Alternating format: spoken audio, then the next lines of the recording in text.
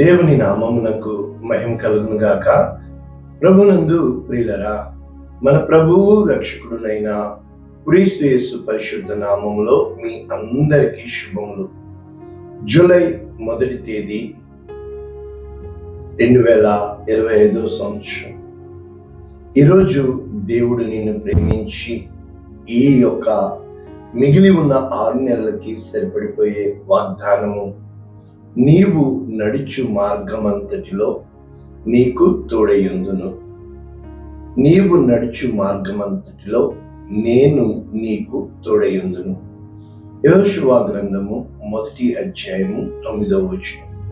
పూర్తి వచనము, నేను నీకు ఆజ్ఞ ఇచ్చి ఉన్నాను కదా, నిబ్బరము కలిగి ధైర్యముగా ఉండుము, దిగులు పడకుము, జడియకుము.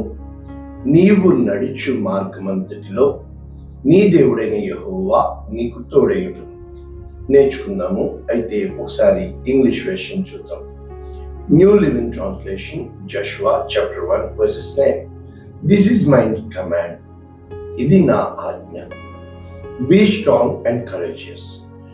నిబ్బరము కలిగి ధైర్యంగా ఉండు అని తెలుగులో ఉంది. ఇక్కడ బీ స్ట్రాంగ్ అంటే నీవు బలముగా ఉండు. అంటే ఒక మాట అవును అంటే అవును, కాదు అంటే కాదు. నీ చుట్టూ 10,000 మంది ఉండొచ్చు, వాళ్ళు చాలా చెప్తారు. కానీ నీవు దేని కోసం నీ యొక్క ప్రయత్నమో అది నీవు బలముగా నమ్మి స్థిరముగా ఉండాలి. రెండవది కొరేజియస్. ఇక్కడ ధైర్యము అన్నమాట కలవు. ధైర్యం ఉంది, కానీ ఎగ్జాంపుల్కి ఒకే ఒక్క మాట, ఇలాగా చిన్న వాటర్ బాటిల్ పట్టుకున్నావు, నీలో బలం ఉంది, కానీ ఇదే వాటర్ బాటిల్ ఒక గంట పట్టుకోమంటే చేపీకేస్తుంది. దీన్ని స్థిరత్వము అంటారు, అభ్యాసము అంటారు. అంటే మన జీవితంలో బలము కంటే, ధైర్యం కంటే నిబ్బరము అనేది ఆ యొక్క నీ బలము మీద కానీ నీ యొక్క ధైర్యం మీద కానీ కంటే నీవు ఎప్పుడైతే స్థిరమైన హృదయం కలిగి ఉంటావో సమస్తము నువ్వు చేయగలుగుతావు అన్నమాట. Do not be afraid or discouraged అంటే భయపడకము, డిస్కరేజ్డ్. ప్రతి చిన్నదానికి మనం కృంగిపోతూ ఉంటాం. ప్రతి చిన్న విషయానికి చిటపట్లాడుతూ ఉంటాం. ప్రతి చిన్న విషయానికి మనల్ని మనమే తగ్గించుకుంటూ ఉంటాం. కారణం ఏంటంటే అందరూ బాగున్నారు కనుక ఇది కృంగుపాటు. అంటే ఖచ్చితంగా మన జీవితంలో దేవుని వైపు చూసినప్పుడు దేవుడు గొప్ప కార్యాలు చేస్తున్నాడు అని నీవు ధైర్యము కలిగి, అంటే ఈ 4 గుణాలు. ఒకటి, ధైర్యం కలిగి నిబ్బరముగా ఉండడం. దీనికి అపోజిట్ భయపడకూడదు, ఎంత మాత్రము కూడా నీవు జడియకూడదు, అంటే డిస్కరేజ్డ్, కృంగిపోకూడదు. For the Lord your God is with you wherever you go. నీ దేవుడైన యెహోవా నీకు తోడుగా ఉంటాడు నువ్వు ఎక్కడికి వెళ్ళినా. కానీ ఇది నిజంగా ఇలాగే చెప్తుందా అంటే మనము ఎక్కడికి వెళ్ళినా దేవుడు ఉంటాడా? ఉంటాడు. ఆయన ఎప్పుడూ నీకు తోడుగా ఉన్నాడు. కానీ కండిషన్ ఏం చెప్పబడుతుంది? 8వ వచనంలో, ఈ ధర్మశాస్త్ర గ్రంథమును నీవు బోధింపక తప్పిపోకూడదు, దానిలో రాయబడి ఉన్న వాటన్నింటి ప్రకారము చేయుటకు నీవు జాగ్రత్త పడినట్లు దివారాత్రము ధ్యానించిన యెడల నీ మార్గమును వర్ధిల్ల చేసుకొని చక్కగా ప్రవర్తించుతావు. మొట్టమొదట నీ క్యారెక్టర్, దేవుని యందు భయభక్తులు కలిగి ఆయన ఆజ్ఞలకి కట్టడలకి లోబడి. ఎందుకని? ఇదే వచనాలు మనకి ఎలా ప్రారంభించవచ్చు? యెహోషువ గ్రంథము ఎలా ప్రారంభించబడింది? యెహోషువ మోషేకు కుమారుడు కాదు. అయితే ఈ యెహోషువ గ్రంథము ఒక గొప్ప మనకి ధైర్య వచనాన్ని ఇస్తుంది. కారణం ఏంటంటే ఒకటి ఏం చెప్తుంది? యెహోవా సేవకుడైన మోషే మృతి నొందిన తర్వాత యెహోవా నూను కుమారుడు మోషే పరిచారకుడునైన యెహోషువ నా సేవకుడైన మోషే చనిపోయాడు, కానీ ఇవ్వబడిన మిషన్ ఇంకా ఉంది. అంటే ఇప్పుడు వీళ్ళందరినీ కూడా ఇంకా వాగ్దాన దేశం వెళ్ళలేదు కనుక నీవు లేచి ఇప్పుడు మిగిలి ఉన్న ఆ ప్రయాణాన్ని ఎవరు ఫినిష్ చేస్తున్నారు? ఒక్క మాటలో ఏలియా మధ్యలో వదిలేశాడు, ఎలీషా కంప్లీట్ చేశాడు. మోషే వదిలిపెట్టారు, యెహోషువ ముగించాడు. యేసు ప్రభువారు కూడా పేతురుకి ఇచ్చారు కాదు, యేసు ప్రభువు వారు పూర్తి చేశారు. ఆ నెరవేర్చబడిన పరిచర్యని కొనసాగించిన వారు పేతురు, అంటే శిష్యుడు. ఇప్పుడు మోషే ఎర్ర సముద్రంలో 2 పాయలు చేశాడు, యెహోషువ యోర్దాను నదిని 2 పాయలు చేశాడు, ఏలియా యోర్దాను నదిని 2 పాయలు చేశాడు, ఎలీషా యోర్దాను నదిని 2 పాయలు చేశాడు, నడిచి వెళ్ళారు. అయితే యేసు క్రీస్తు ప్రభు వారు పాయలు చేయాల్సిన అవసరం లేదు, నీటి మీద నడిచాడు. పేతురు అడిగాడు, ప్రభువా నేను నడవాలి, నడిచాడు.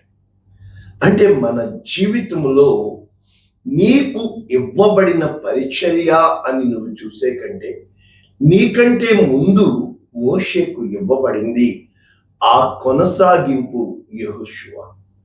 మన బిడ్డలు మన కొనసాగింపు కనుక తల్లిదండ్రులమైన మనము మన తల్లిదండ్రులకి కొనసాగింపు. అంటే మనల్ని కన్నవారైనా మనము కన్నవారైనా ఎప్పుడైతే నీవు నిబ్బరము కలిగి ధైర్యంగా ఉండి దేని నిమిత్తము నీవు పట్టబడి ఉన్నావో, దేనిని పొందవలనని నువ్వు ప్రయాసపడి నీవు ముందుకు వెళ్తున్నావో, వెనక ఉన్న వాటిని మరిచి ముందున్న వాటి కొరకు వేగురపడుతూ పిలువబడిన పిలుపుకు తగిన బహుమానం పొందునట్లుగా అంటాడు పౌలు. ఈరోజు మనకి నేర్పించబడుతున్న వాగ్దానము స్వయంగా దేవుడు ఇక్కడ యెహోషువకి అప్పగిస్తున్నాడు. ఏ విధంగా చెబుతున్నాడు?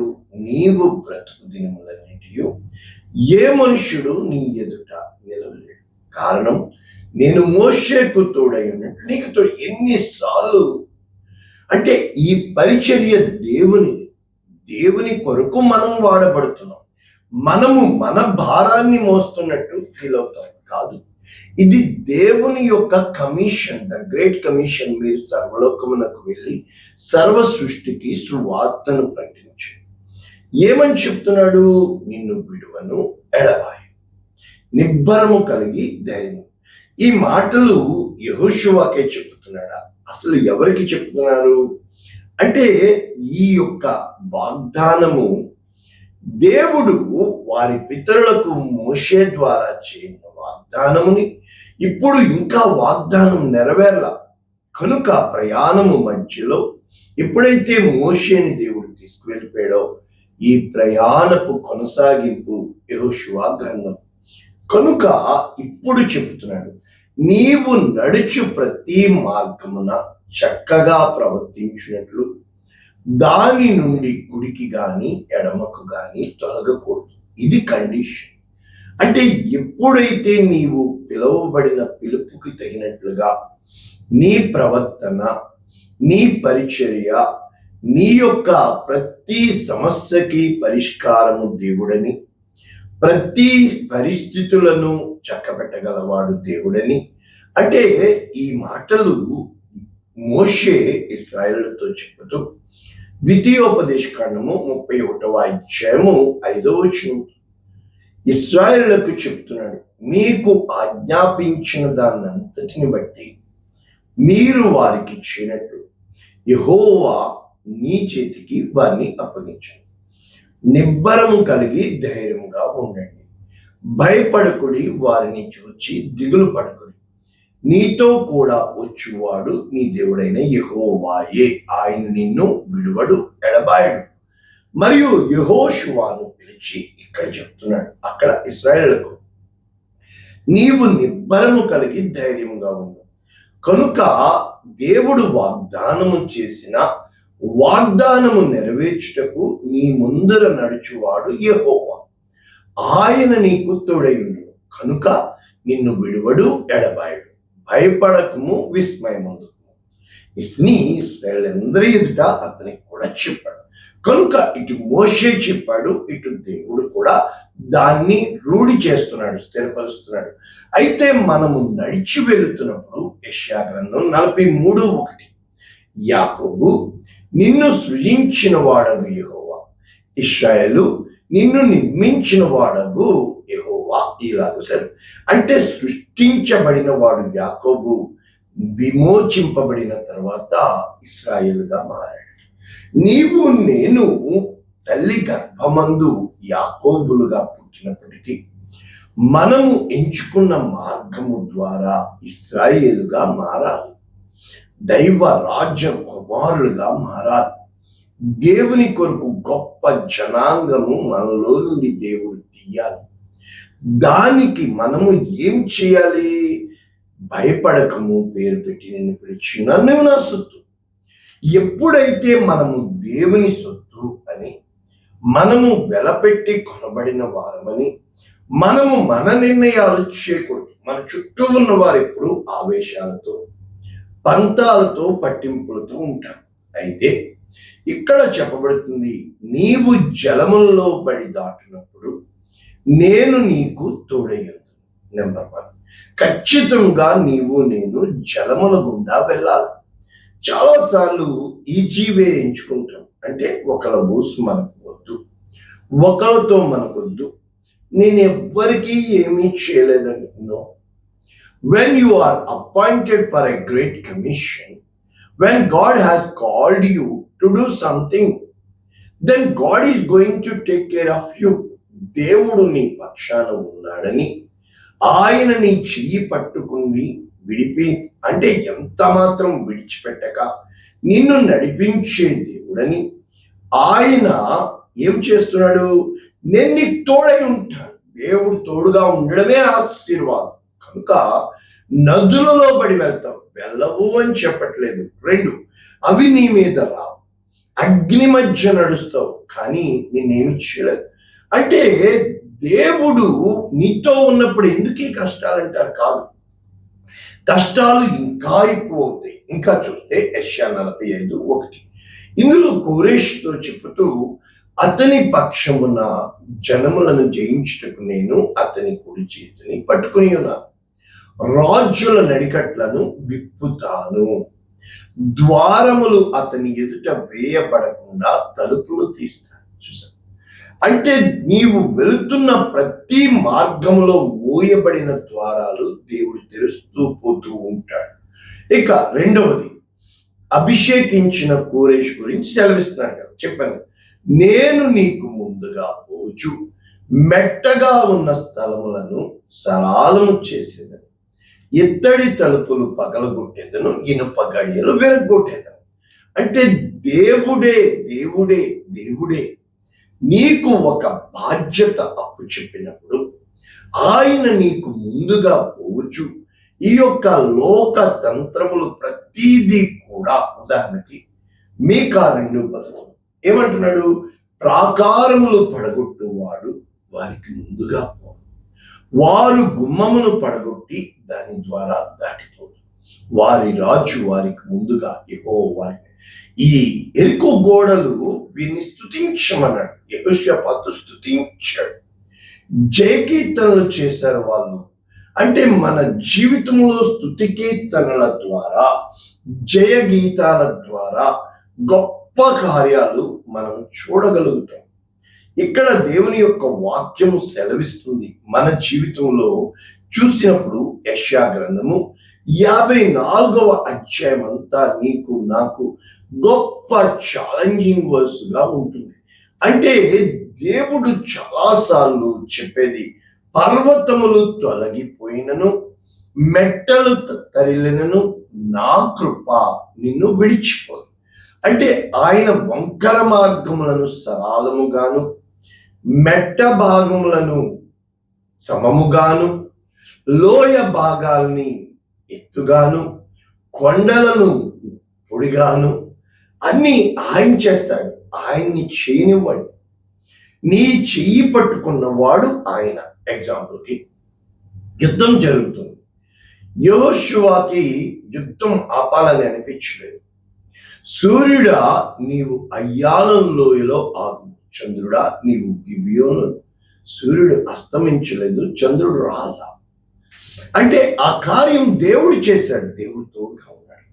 ఇదే వాక్యాలు మార్కు సువార్త 16వ అధ్యాయము మనము చూసినప్పుడు దేవుని వాక్యాలు ఎప్పుడైతే దేవుడు వారికి తోడుగా ఉన్నాడో, నీవు సువార్తను ప్రకటిస్తున్నప్పుడు ఇక్కడ వారు వెళ్ళి సర్వలోకమునకు వెళ్ళి సర్వ సృష్టికి సువార్తను ప్రకటించుడి. అయితే నమ్మి బాప్తిస్మం పొందిన అప్పుడు ఎప్పుడైతే వారు వెళ్ళి సువార్త ప్రకటించారో వారికి యేసుక్రీస్తు ప్రభుల వారు తోడుగా ఉన్నారు. ఎలాగా? వారు బయలుదేరి వాక్యమంతటా ప్రకటించారు.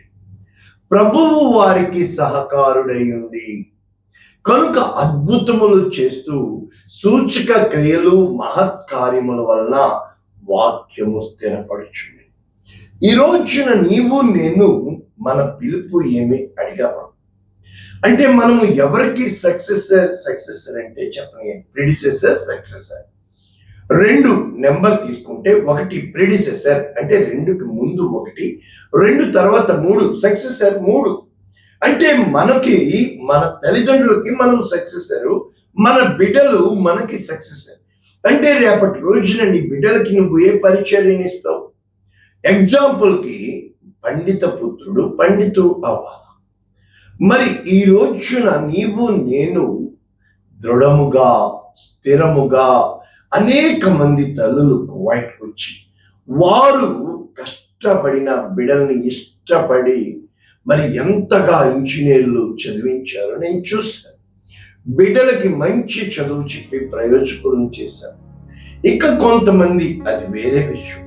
కనుక ఈ రోజున మోషే దేవుడు ఇద్దరు ఆజ్ఞాపించాడు. ఈరోజు అది ఆజ్ఞ. నీ ప్రవర్తన, నీ యొక్క ప్రతి నిర్ణయము, నీ ప్రతి మాట, నీ ప్రతి ఆలోచన, నీ ఆవేశము, నీ తొందరపాటు, నీ భావాలు, నీ ఫీలింగ్స్ వల్లనే నీవు తలకిందులైపోతావు. ఏ రోజునైతే నీవు స్థిరముగా నీ మార్గము ఎటు, నీవు ఎటువైపు ప్రయాణం చేయాలి అని ఆశపడుతున్నావు, ఏ విధముగా వెళ్ళాలి అని ఇష్టపడుతున్నావు, ఇది నీవు గుర్తెరిగినప్పుడు నీ జీవితంలో దేవుడు నీకు సహకారిగా, దేవుడు నీ వెంబడి నడిచేవాడిగా, ఆయన నీకు ముందుగా పోవచ్చు.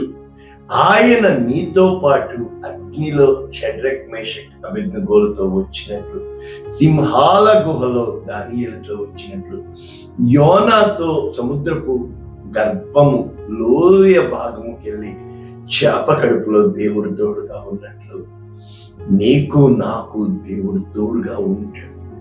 ఇమ్మానుయేలు దేవుడు అని ఆయన పేరు. కనుక నీవు నడిచే మార్గము ఏ మాత్రం కుడి ఎడమకి వెళ్ళినా అక్కడ దేవుని పరిచర్య తొలికిసలాడుతుంది, ఆగిపోతుంది. కనుక నిన్ను పిలిచిన వాడు నమ్మదగిన వాడు. మనము నమ్మదగిన వారము కాకపోయినను ఆయన నమ్మకమైన వాడు. ప్రార్థన చేద్దామా? పరిశుద్ధుడా, ప్రేమ కలిగిన తండ్రి, మా మార్గము ఏది, మా ఆలోచనలు ఏవి, మా నిర్ణయాలు ఏవి?